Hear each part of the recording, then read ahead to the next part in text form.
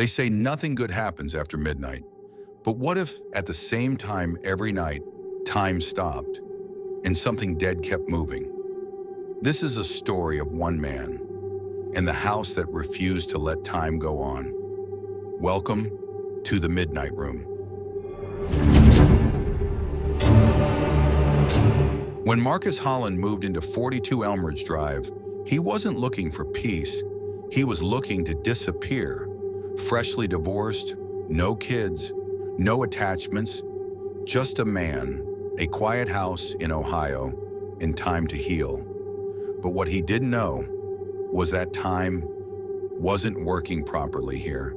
Night 1. It started with the grandfather clock in the hall.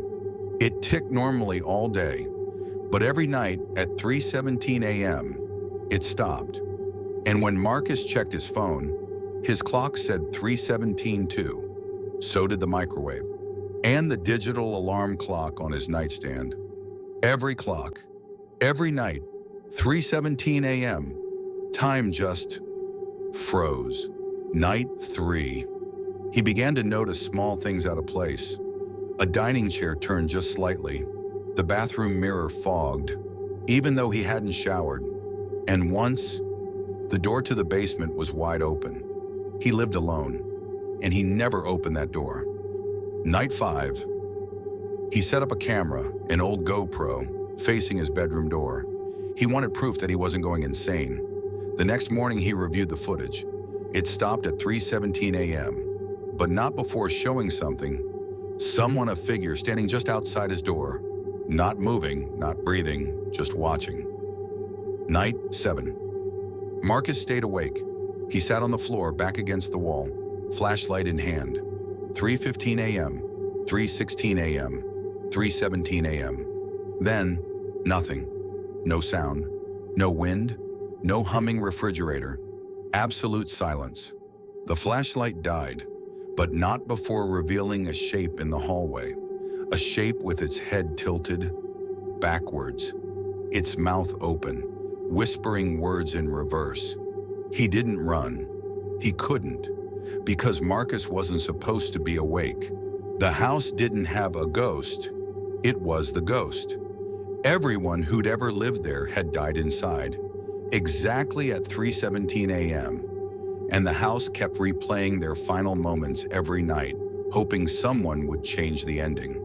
But no one ever did, until Marcus looked into the mirror and saw himself, bleeding from the eyes, mouth frozen mid-scream, already dead. He'd been reliving his final week, over and over, every night at 3:17 a.m., the dead hour.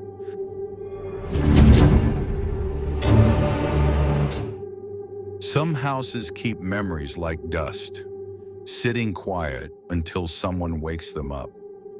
Jacqueline thought she was just visiting her childhood home. She didn't know she was walking back into a conversation that never ended. The porch still groaned under her step, the same way it did when she was 5. But no one had walked it in decades, except her. That old tree still stood like a watchman in the yard. She remembered sitting beneath it, laughing, listening, talking to Pa. But here's the thing. Pa had been dead a full year before she was born. She found the tapes by accident, her own childhood voice, recorded, asking Pa to tell stories. And then his voice, soft, slow, clear, not imagined, not pretend, real. It was past midnight when she heard it. The creak of the hallway floor, the soft hum of a tune only he used to sing. "Jackie girl, still up?" The voice was warm, familiar, and impossible. She looked in the mirror and saw herself, but the reflection smiled. First, then it spoke. "Don't leave. We still have stories to tell." Years later, a new girl sat under that tree, talking, laughing, to someone only she could see. The house didn't forget Jacqueline. It kept her, like it always did.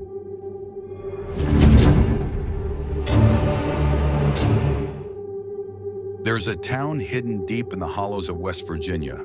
No map shows it, no roads lead to it.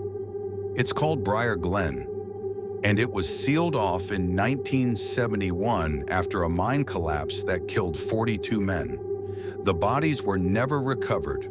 The mine was buried, but the screams were never silenced. Lucas and Maya arrive in an SUV, stopping in front of crumbling wooden signs, trees thick around the old road. Lucas came looking for a story. Maya came to record the silence. What they found was still echoing. They left their car behind. The forest swallowed the road, and then, like a mouth closing shut, Briar Glen appeared before them. Desolate streets, broken buildings, rusted mining carts. A town frozen in time. The air smelled like rusted iron and something older, something buried. They set up camp in what was once the sheriff's station.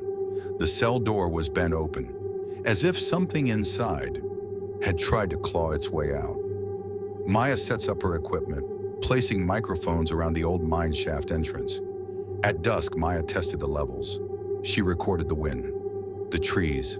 Then she heard it, a distorted voice whispering from the mine. "Get out!"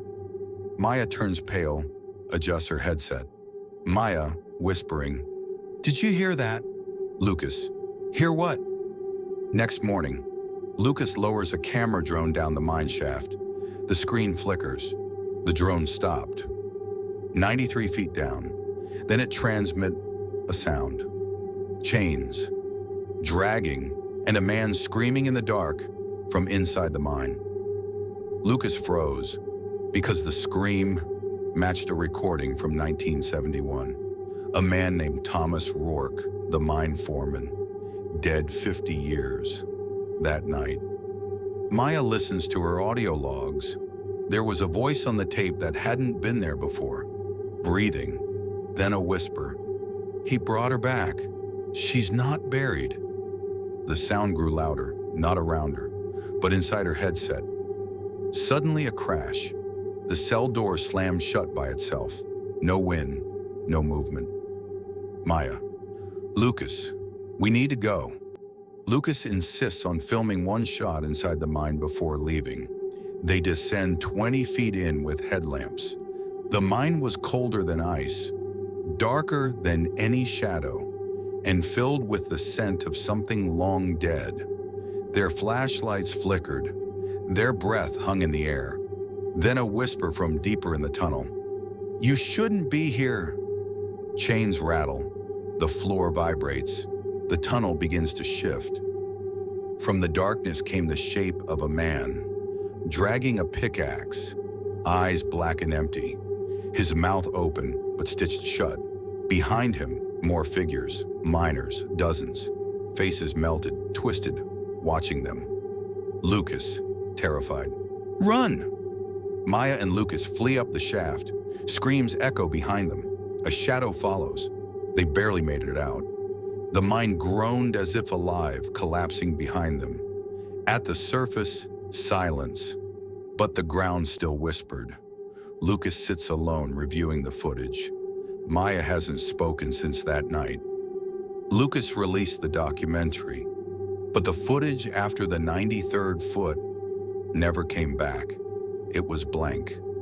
Yet the screaming plays every night at 3:17 a.m., and every time it ends, a voice whispers, "One less," because someone didn't make it out. If you enjoyed the story, step deeper into the dark with us. Subscribe to The Midnight Room, where the next scream is never far behind.